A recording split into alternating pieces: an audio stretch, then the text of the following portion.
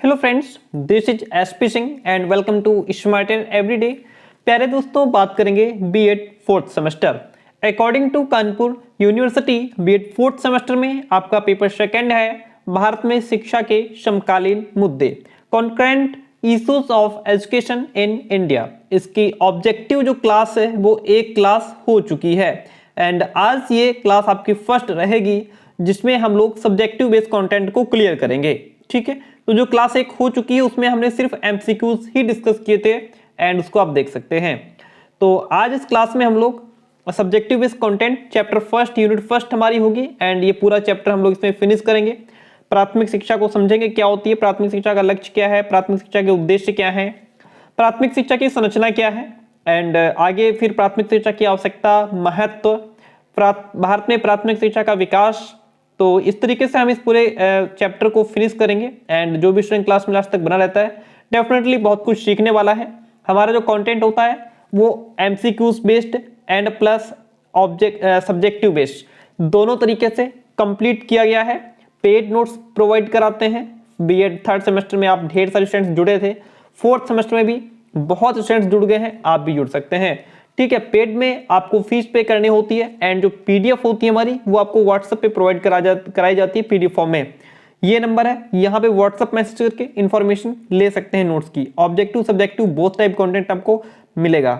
एक बात ध्यान रखिए, हमारे नोट्स लेने के बाद आपको बाहर से कोई कॉपी, किताब, एजी नोट्स, मॉडल पेपर कुछ भी खरीदने की आवश्यकता नहीं रहती है। पूरा पेपर आपको यहीं से मिलेगा। प्राथमिक शिक्षा का अर्थ क्या है, आइए समझते हैं। प्राथमिक शिक्षा का अर्थ प्रारंभ में दी जाने वाली शिक्षा, ऐसी शिक्षा जो हमको शुरुआत में दी जाती है, प्रारंभ में दी जाती है, वो हमारी प्राथमिक शिक्षा कहलाती है। यह शिक्षा बालक को किसी शिक्षा संस्था में प्रवेश प्राप्त करने के बाद नियमित रूप से प्रदान की जाती है। ये जो शिक्षा है ये बालक को किसी शिक्षा संस्था में, कोई भी शिक्षा संस्था जैसे आपका स्कूल हो गया, उसमें एडमिशन लेने के बाद नियमित रूप से प्रदान की जाती है। प्राथमिक जो शब्द है इसका अर्थ होता है प्रारंभिक या मुख्य या फिर बुनियादी शिक्षा। बुनियादी क्यों कहा गया है? बुनियादी का मतलब यह है कि ये आधार है, आगे जो भी शिक्षा बालक को मिलेगी, जो भी शिक्षा बालक ग्रहण करेगा, बड़ी क्लासेज में जाएगा, उसका आधार होती है ये कौन? प्राथमिक शिक्षा। ठीक है, यानी कि जब नींव मजबूत होगी तो बिल्डिंग टिकी रहेगी, जब नींव मजबूत नहीं होगी तो बिल्डिंग बहुत जल्दी ढह जाएगी। तो प्राथमिक शिक्षा का आधार बुनियादी शिक्षा। देखिए, इस प्रकार प्राथमिक शिक्षा का अर्थ प्रारंभिक शिक्षा या मुख्य शिक्षा या फिर इसको बुनियादी शिक्षा भी कहते हैं। 6 वर्ष से 14 वर्ष तक की अवस्था बालकों के लिए महत्वपूर्ण बुनियादी अवस्था मानी जाती है। यानी कि 6 वर्ष से लेकर के जो 14 वर्ष तक की अवस्था होती है ये बहुत ही मतलब अच्छी अवस्था कह सकते हैं। इसमें बालक विद्यालय जाता है, शुरुआती दौर होता है, पढ़ाई कर रहा होता है ना। शुरुआत में उसके अंदर एक अलग ही स्फूर्ति होती है, चंचलता होती है ना, क्रिएटिव होता है बच्चा। तो ये अवस्था बहुत इंपॉर्टेंट होती है। इस अवस्था में उनके जीवन की आधारभूत बातें सुदृढ़ता प्राप्त करती हैं, मजबूती प्राप्त करती हैं। उनके व्यक्तिगत कौशल, उनकी भाषागत योग्यता, उनकी समझ क्या है, उनकी रचनात्मकता आदि विकसित होती हैं। इसीलिए इस अवस्था में दी जाने वाली शिक्षा को प्राथमिक या मुख्य या फिर बुनियादी शिक्षा कहा जाता है। रायबर्न के अनुसार प्राथमिक शिक्षा क्रिया प्रधान है, यानी कि इसमें एक्टिविटी को महत्व दिया जाता है। इसमें लर्निंग बाय डूइंग बच्चों को सिखाया जाता है, बच्चों को क्रिया करने पर ज्यादा जोर दिया जाता है, क्योंकि इसमें संपूर्ण ज्ञान का आधार अनुभव माना जाता है। बालक हस्तशिल्प के क्षेत्र में सक्रिय रहते हुए, हस्तशिल्प का मतलब जहां पे हाथों से कुछ करके सीख रहा है बच्चा, उसके क्षेत्र में एक्टिव रहते हुए मानसिक अनुभवों के साथ साथ अन्य प्रकार के अनुभव भी प्राप्त करता है। जैसा कि यहाँ पे केजी सैयदन के अनुसार कहा गया है, प्राथमिक शिक्षा का संबंध किसी एक जाति या धर्म से नहीं, कोई पर्टिकुलर रिलीजन को टारगेट नहीं किया जा रहा है इसमें, है ना। कोई पर्टिकुलर कास्ट को नहीं टारगेट किया जा रहा है, बल्कि देश की समस्त जनता से है ये प्राथमिक शिक्षा। यह प्रत्येक बिंदु पर जीवन को स्पष्ट करती है और राष्ट्रीय आदर्श तथा चरित्र निर्माण में किसी अन्य क्रिया, सामाजिक, राजनैतिक या शैक्षिक की अपेक्षा अधिक काम कर सकती है। तो ऐसा कहा है केजी सैयदीन ने। आप स्टेटमेंट ध्यान रखेंगे। प्राथमिक शिक्षा के लक्ष्य क्या हैं, इसका उद्देश्य क्या है, आइए समझते हैं। विभिन्न आयोगों, समितियों और संस्थाओं ने प्राथमिक शिक्षा के लक्ष्यों एवं उद्देश्यों का उल्लेख किया है। विश्वविद्यालय शिक्षा आयोग 1948-49 ने प्राथमिक शिक्षा के लिए जिन लक्ष्यों की पहचान की वे इस प्रकार हैं।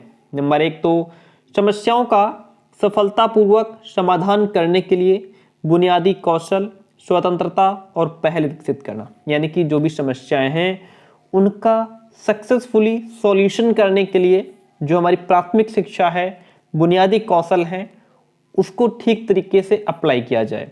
बालक की मानवीय और रचनात्मक प्रतिभाओं को पूर्ण रूप से विकसित करना। बालक के अंदर जो क्रिएटिविटी है ना, बालक के अंदर जो भी स्किल्स हैं उनको बाहर कैसे लाया जाए, बालक को जो जन्मजात शक्तियां मिली हैं, जो गुण मिले हैं, उनको बाहर कैसे लाया जाए, ये काम है प्राथमिक शिक्षा का, है ना। सामाजिक उत्तरदायित्व के भाव को विकसित करना। बालक ये समझे कि समाज के प्रति, सोसाइटी के प्रति उसकी रिस्पॉन्सिबिलिटीज क्या हैं, ये भी बच्चों को धीरे धीरे सिखाया जाना चाहिए प्राथमिक शिक्षा के माध्यम से।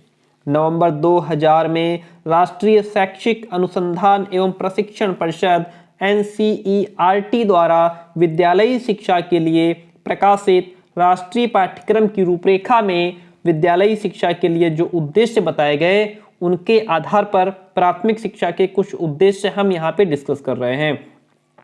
क्या उद्देश्य बताए गए NCERT के माध्यम से? पहला तो बालकों को उनकी मातृभाषा और उनके प्राकृतिक एवं सामाजिक वातावरण का ज्ञान कराना। पहला उद्देश्य तो ये है कि बालक की मातृभाषा क्या है वो सिखाइए एंड उसी भाषा में बच्चे को शिक्षा भी दी जाए।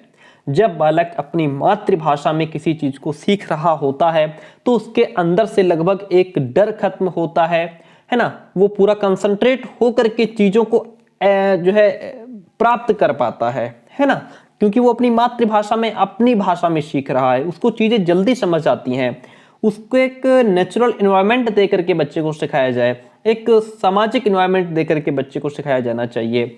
बालकों को स्वास्थ्य संबंधी नियमों का ज्ञान कराना। हम स्वस्थ कैसे रह सकते हैं, अपने लाइफ, अपने हेल्थ को फिजिकली स्वस्थ रहने के लिए हम कौन कौन से रूल फॉलो कर सकते हैं। बालकों में सामूहिकता की भावना का विकास करना। बालक समूह में रह करके कैसे सीखेगा। बालकों को पर्यावरण प्रदूषण के प्रति सचेत करना कि व्हाट इज एनवायरमेंट पॉल्यूशन, है ना। बालकों में वैज्ञानिक प्रवृत्ति का विकास करना ताकि बालक नई नई चीजों को खोज करे, सीखे, है ना। वैसे भी पियाजे ने कहा है बच्चे नन्हे वैज्ञानिक हैं। बालकों में सामाजिक और राष्ट्रीय मूल्यों का विकास किया जाए। बालकों में सृजनात्मक शक्ति को विकसित किया जाए। मैंने कहा ना कि जो उनके अंदर पहले से भगवान ने जो गॉड गिफ्टेड जो उनके अंदर स्किल्स हैं उनको कैसे डेवलप किया जाए। हालांकि शिक्षा का भी काम यही है। शिक्षा हमें कोई कुछ नया नहीं देती है, शिक्षा हमारे अंदर जो शक्ति है उसको बाहर निकालती है। जो हमको भगवान ने दिया है शिक्षा उसको बाहर निकालने का काम करती है। संयुक्त राज्य अमेरिका के प्राथमिक शिक्षा ब्यूरो के अध्यक्ष हेलन हेफरनन ने प्राथमिक शिक्षा के जिन उद्देश्यों का प्रतिपादन किया, ये उद्देश्य इस प्रकार हैं। और अगर क्वेश्चन पेपर आपका सब्जेक्टिव आएगा तो उसमें आपसे पूछेगा, उसमें शॉर्ट क्वेश्चन में कहेगा हेलन हेफरनन ने प्राथमिक शिक्षा के कौन से उद्देश्य बताए हैं, है ना। पर्टिकुलर नाम लेकर के पूछ लेगा कि इन्होंने क्या उद्देश्य बताए हैं, उन्होंने क्या उद्देश्य बताए हैं, ये आपको ध्यान रखना होगा। इन्होंने बताया प्राथमिक शिक्षा का उद्देश्य बच्चे के अंदर चरित्र का विकास कीजिए, बच्चे का शारीरिक विकास कीजिए, संबंधों को समझना, वैज्ञानिक अभिवृत्ति का विकास किया जाए और बच्चा अपनी रिस्पॉन्सिबिलिटीज को समझे, अपने परिवार के प्रति अपने उत्तरदायित्व को समझे, समाज के प्रति समझे, अपने दोस्तों के प्रति समझे, लोकतांत्रिक वातावरण का अनुभव प्रदान करना, राष्ट्रीयता की समझ का विकास करना। ऐसा हेलन हेफरनन ने कहा कि बच्चों को ये सब सिखाइए प्राथमिक शिक्षा के माध्यम से। आइए बात करते हैं प्राथमिक शिक्षा की संरचना, स्ट्रक्चर क्या है ऑफ प्राइमरी एजुकेशन का।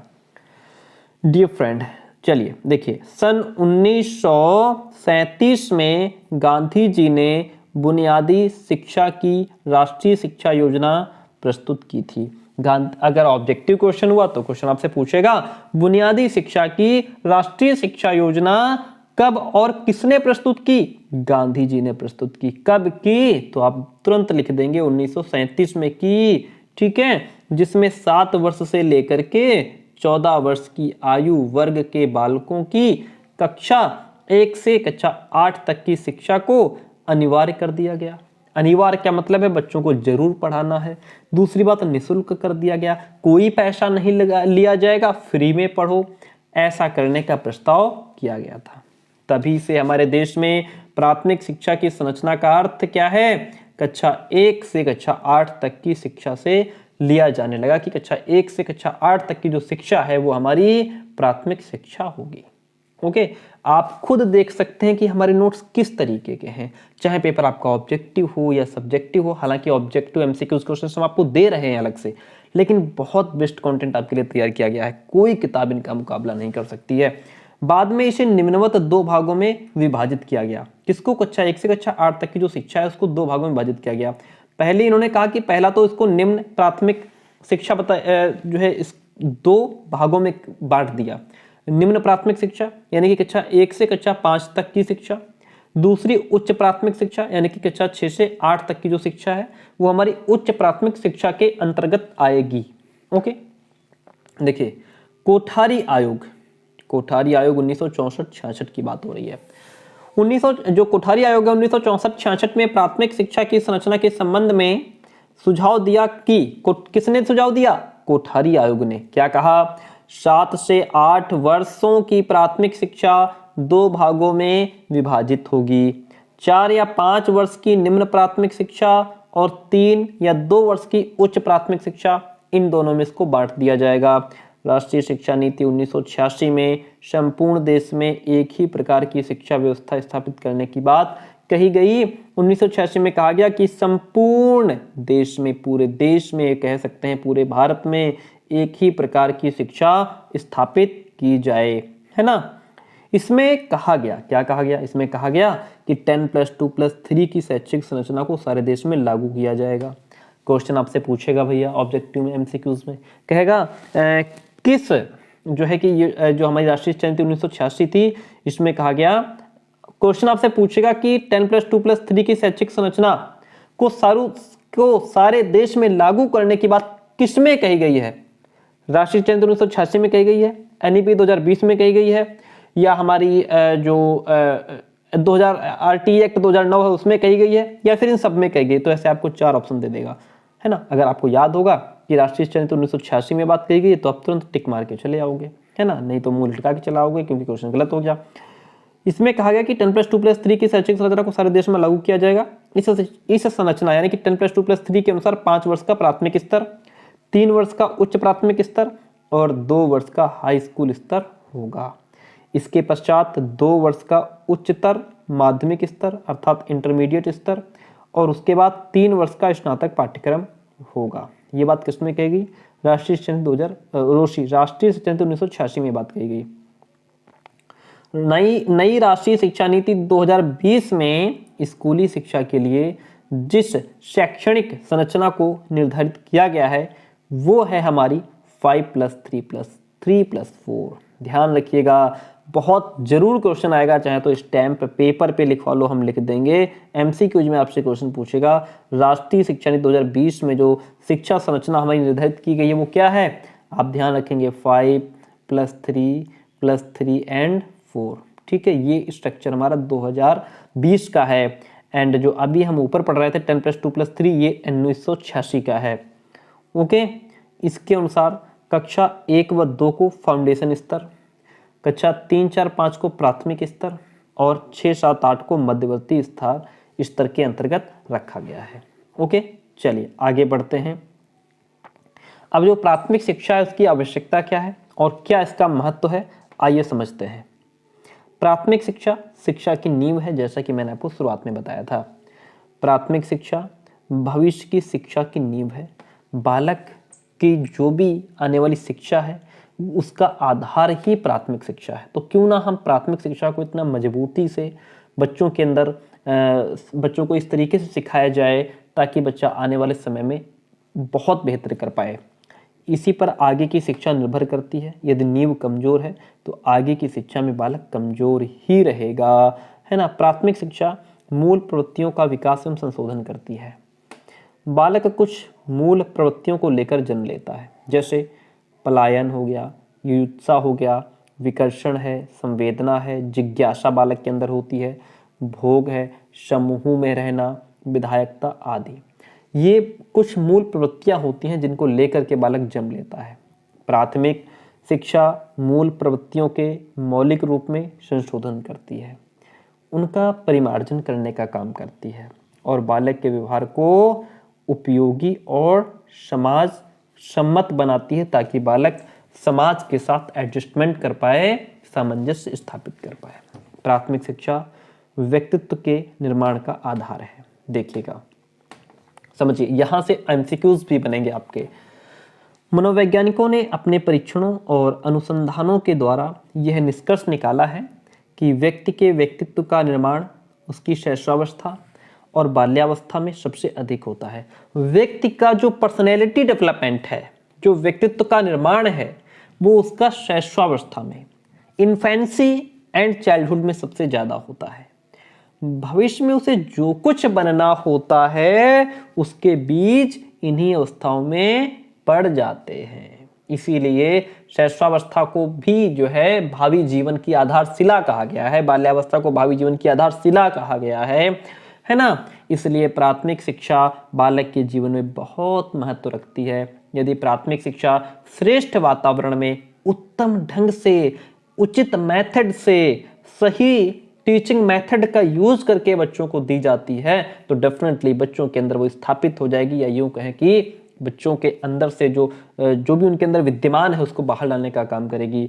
ढंग से आदर्श शिक्षकों के द्वारा दी जाती है तो बालकों के व्यक्तित्व का विकास सही दिशा में होता है और अच्छे व्यक्तित्व के कारण वे जीवन में सफलता भी प्राप्त करते हैं। सिर्फ मेहनत पढ़ाई जरूरी नहीं है, पर्सनैलिटी भी आपकी बहुत इंपॉर्टेंट रोल प्ले करती है आपके लाइफ को आगे बढ़ाने में, है ना।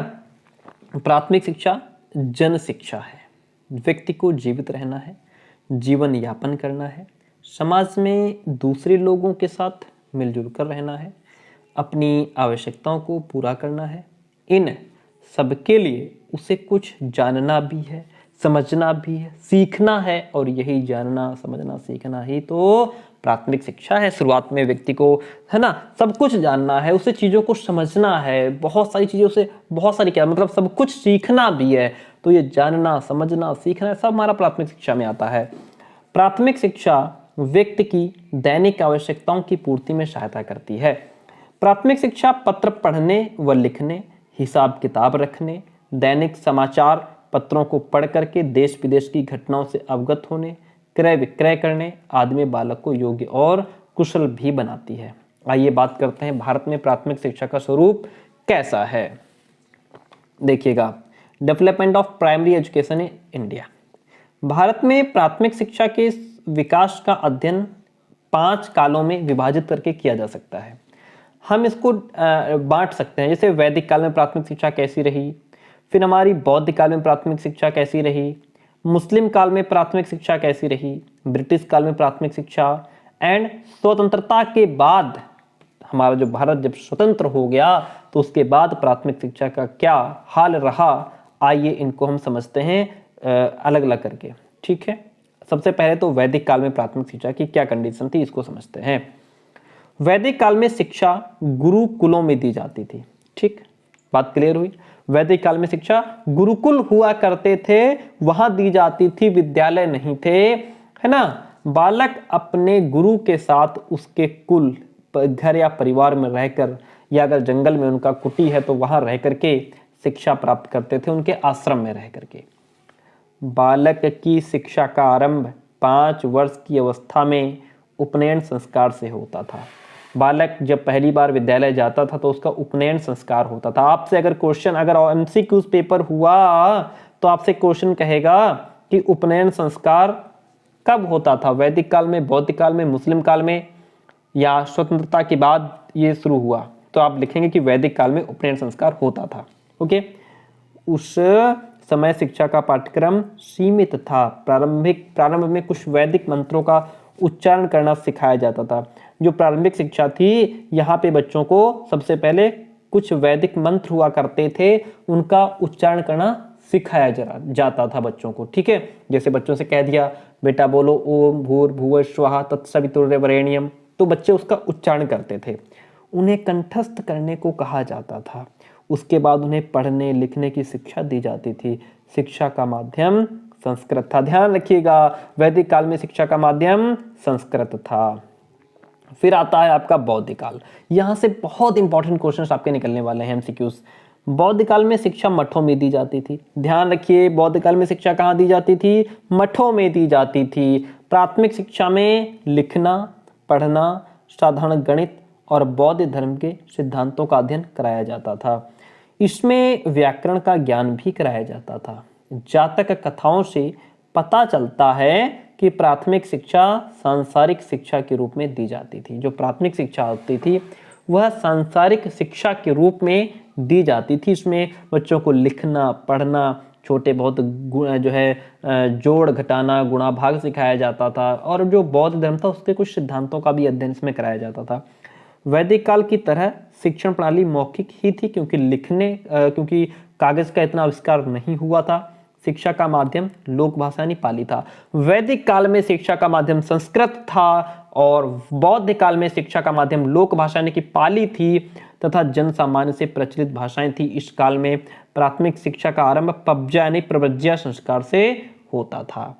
अच्छा, वैदिक काल में कौन सा संस्कार होता था? उपनयन। बौद्ध काल में प्रव्रज्या संस्कार। ठीक है, आगे बढ़ते हैं। मुस्लिम काल में प्राथमिक शिक्षा का क्या कंडीशन थी प्राथमिक शिक्षा की? देखिए, मुस्लिम काल में प्राथमिक शिक्षा मक्तबों में दी जाती थी। ध्यान रखिएगा, बौद्ध काल में कहाँ? मठों में दी जा रही थी। मुस्लिम काल में कहाँ दी जा रही है? मक्तबों में दी जा रही है। इन मक्तबों में मुल्ला मौलवी शिक्षण कार्य करते थे। मक्तब में प्रवेश के समय बिस्मिल्लाह नामक रस्म अदा कराई जाती थी। वैदिक काल में जो हमारी रस्म अदा हो रही थी वो थी हमारी, क्या नाम उसका? उपनयन संस्कार था। क्या था वैदिक काल में? उपनयन संस्कार था। बौद्ध काल में हम पहुंचे तो वहां प्रव्रज्या संस्कार होने लगा। जब मुस्लिम काल में आए तो यहाँ बिस्मिल्लाह रस्म अदा कराई जाने लगी। मक्तब में सबसे पहले लिपि का ज्ञान कराया जाता था। लिपि का पूर्ण ज्ञान हो जाने के बाद बालक से कुरान का 30वां भाग पढ़ने और कंठस्थ करने के लिए कहा जाता था। मक्तबों में उच्चारण और लिखने पर विशेष बल दिया जाता था। ये हमारी मुस्लिम काल में प्राथमिक शिक्षा की कंडीशन थी।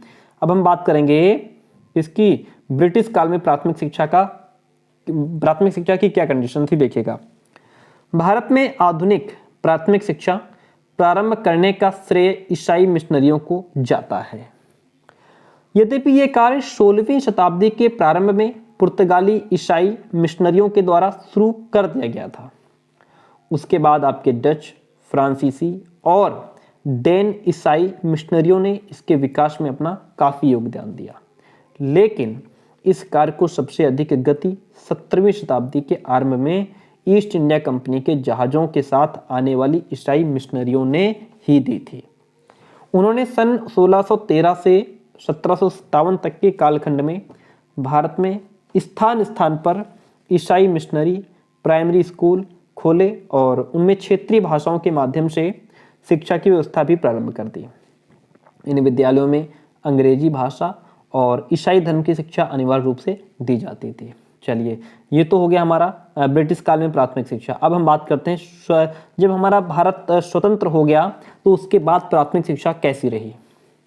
स्वातंत्र्योत्तर भारत में यानी कि स्वतंत्रता के बाद भारत में प्राथमिक शिक्षा के प्रसार एवं विकास के लिए जिन आयोगों और समितियों ने जो सुझाव दिए, राष्ट्रीय शिक्षा नीतियों में जो घोषणाएं की गई, सरकार के द्वारा जो योजनाएं बनाई गई, जो कार्यक्रम बनाए गए और पंचवर्षीय योजनाओं में जो धनराशि आवंटित हुई, खर्च की गई, उसका विवेचन इस प्रकार से हम समझ सकते हैं। नंबर 1 तो अखिल भारतीय परिषद 1957। देखिए, 1 जुलाई 1957 को अखिल भारतीय प्राथमिक शिक्षा परिषद की स्थापना की गई।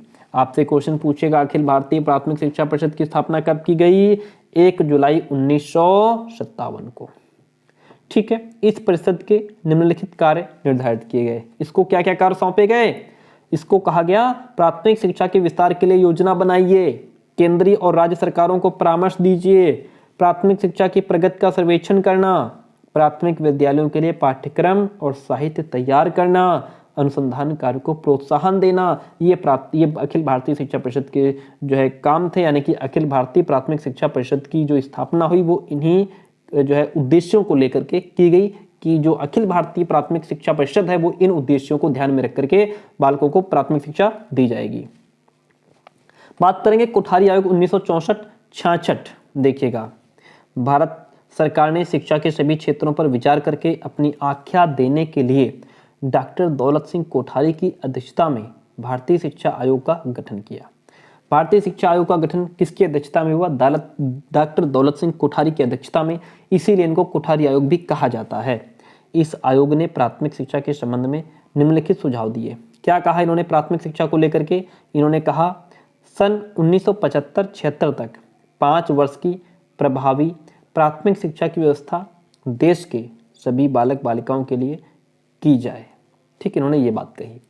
सन 1985-86 तक 7 वर्ष की उत्तम प्राथमिक की व्यवस्था सभी बालक बालिकाओं के लिए की जाए। ठीक है, मानते हैं आपकी बात, इन्होंने ये बात कही। इस स्तर पर अपव्यय और अवरोधन को अधिक से अधिक कम करने के लिए प्रयास किए जाएं। अवरोधन ना हो, बच्चों की पढ़ाई डिस्टर्ब ना हो, बीच में पढ़ाई छोड़े ना। सभी बालकों को 1 किलोमीटर की दूरी के अंदर प्राथमिक और 3 किलोमीटर की दूरी के अंदर उच्च प्राथमिक विद्यालय उपलब्ध कराया जाए। बालक घर से 1 किलोमीटर की दूरी पर जाए उसको विद्यालय मिल जाए, और जो उच्च प्राथमिक बच्चा है घर से 3 किलोमीटर दूरी पर जाए उसको विद्यालय मिल जाए। इतना दायरे में विद्यालय रखिए। प्रत्येक प्रांत के द्वारा प्राथमिक शिक्षा के विकास की योजनाएं बनाई जानी चाहिए। फिर आया राष्ट्रीय शिक्षा नीति 1968। इसमें क्या कहा गया? संविधान की धारा 45 के अनुसार देश में 6 से 14 वर्ष की आयु वर्ग के सभी बालक बालिकाओं के लिए अनिवार्य एवं निःशुल्क शिक्षा की व्यवस्था की जाएगी।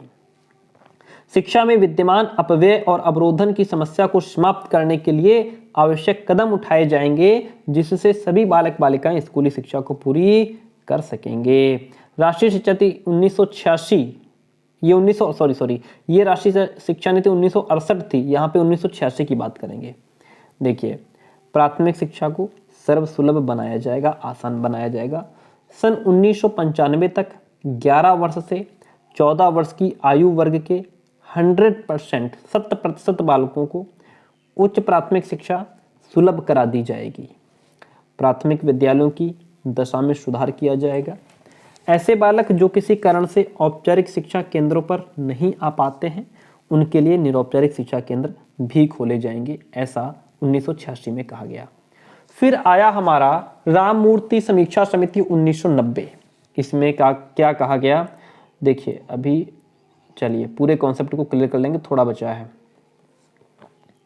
हाँ, राममूर्ति, देखिए, इस समिति ने कहा कि प्राथमिक शिक्षा के सार्वभौमिकरण के कार्य को गंभीरता से नहीं लिया जा रहा है। ऑपरेशन ब्लैकबोर्ड योजना के लक्ष्य भी पूरे नहीं हो पा रहे हैं। अतः प्राथमिक स्तर पर 100% नामांकन, 100% रुकाव और 100% सफलता के लिए ठोस कदम उठाए जाएंगे और आवश्यकता के अनुसार प्राथमिक एवं उच्च प्राथमिक विद्यालय और निरौपचारिक शिक्षा केंद्र खोले जाएंगे। जनार्दन रेड्डी समिति 1992 क्या कहती है? इस समिति ने पाया कि प्राथमिक शिक्षा के सार्वभौमिकरण के लिए किए जा रहे प्रयास जो हैं वो पर्याप्त नहीं हैं, और उसने कहा कि इस लक्ष्य को 20वीं शताब्दी के अंत तक प्राप्त कर लिया जाना चाहिए। इसके लिए 1 किलोमीटर की दूरी पर सभी बालकों के लिए प्राथमिक विद्यालय उपलब्ध कराए जाएंगे। ठीक है, यही बात जो अभी पीछे कही गई थी। अब बात करते हैं शिक्षा का अधिकार अधिनियम 2009। इसमें क्या कहा गया? देखिए, समझिए, यहीं से आपके एमसीक्यूज बनेंगे। संविधान के निर्माताओं ने 10 वर्ष के समय यानी कि 1960 तक में 6 वर्ष से 14 वर्ष तक के देश के सभी बालकों को शिक्षा प्रदान करने की आशा की थी कि जो है सभी बच्चे शिक्षा प्राप्त कर लेंगे 14 वर्ष तक के। लेकिन अनेक प्रयास करने के बाद, यानी कि ढेर सारे प्रयास करने के बाद इस लक्ष्य को प्राप्त नहीं किया जा सका।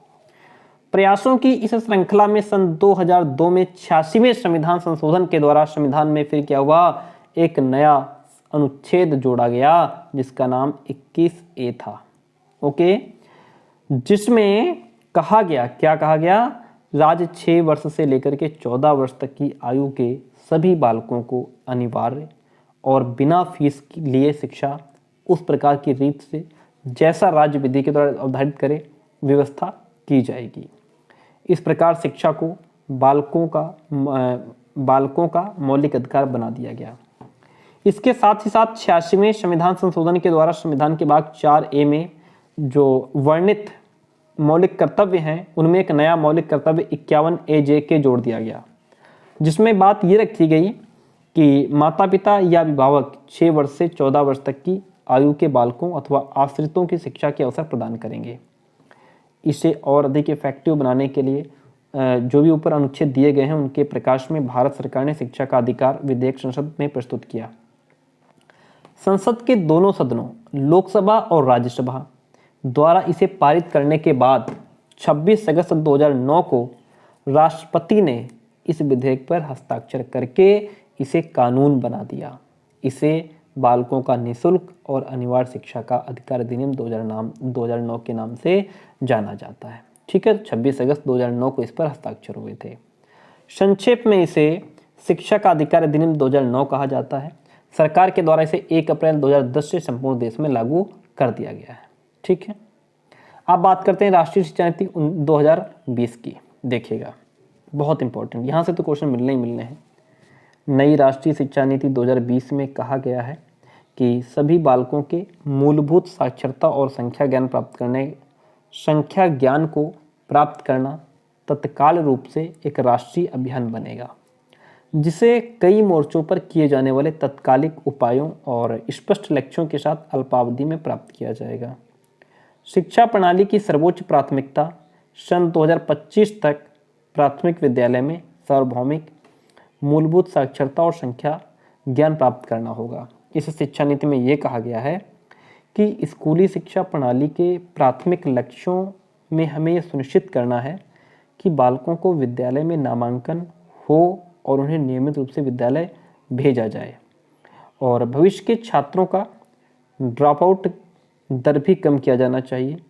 सभी भारतीय और स्थानीय भाषाओं में रुचिपूर्ण और प्रेरणादायक बाल साहित्य और पुस्तकालयों में बड़ी मात्रा में पुस्तकें उपलब्ध कराई जाएं। यानी कि जो छोटे बच्चे हैं उनके लिए भी जो बच्चों की स्थानीय भाषा है, जहाँ बच्चों की जो भी स्थानीय भाषा हो, जो भी बोली जाती हो, हमारे भारत में बहुत सारी भाषाएं हैं अलग अलग स्थानों पर, तो उसी हिसाब से बुक्स तैयार की जाएं और पुस्तकालयों में भी वो बुक्स रखी जाएं, तथा अस्वस्थ और कुपोषित बालकों के पोषण और स्वास्थ्य पर ध्यान दिया जाए, क्योंकि अस्वस्थ और कुपोषित बालक बेहतर रूप से सीखने में असमर्थ होते हैं। जब बालक का स्वास्थ्य ठीक नहीं होगा, मेंटली बच्चा अच्छा नहीं होगा, तो फिर वो कैसे सीख पाएगा। तो ये हमारा चैप्टर फर्स्ट आज फिनिश हो गया एंड आई होप क्लास आपको पसंद आई होगी। नोट्स जरूर ले लीजिएगा। नोट्स लेने के बाद आप कोई भी किताब मॉडल पेपर नहीं खरीदेंगे। जो हमारे नोट्स हैं वो MCQs based and subjective based, जो आप देख रहे हैं PDF, यही PDF आपको PDF फॉर्म में व्हाट्सएप पे मिल जाती है। ऑब्जेक्टिव सब्जेक्टिव दोनों तरीके का नोट्स आपको मिल जाता है। चारों पेपर का कंप्लीट नोट्स मिलेगा, एक साथ आपको फॉरवर्ड किया जाएगा। एंड ठीक है, तो ये नंबर है, यहाँ पे व्हाट्सएप मैसेज करके इन्फॉर्मेशन ले सकते हैं। थैंक यू सो मच, मिलते हैं बहुत जल्दी नेक्स्ट क्लास में।